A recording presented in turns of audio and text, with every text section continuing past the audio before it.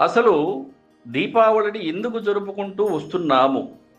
రామాయణములో దీపావళి ప్రస్తావన ఉంది.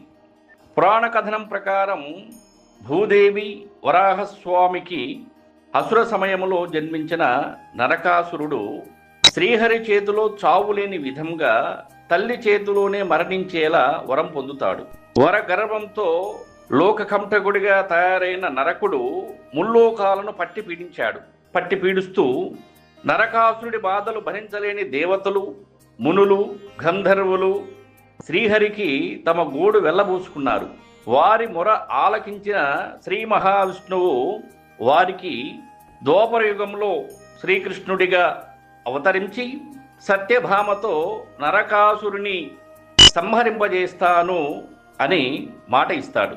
ఆ విధంగా శ్రీకృష్ణుడిగా అవతరించి సత్యభామ చేతిలో నరకాసురుని సంహరించిన తరువాత రోజు అందరూ కూడా పండగ చేసుకున్నారు.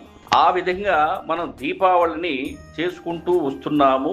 అప్పటి నుండి దీపావళి అనగా చెడుపై మంచి అఖండ ఘన విజయం సాధించిన దానిని బట్టి దీపాలతో కాంతులతో జరుపుకునేటువంటి పండుగ.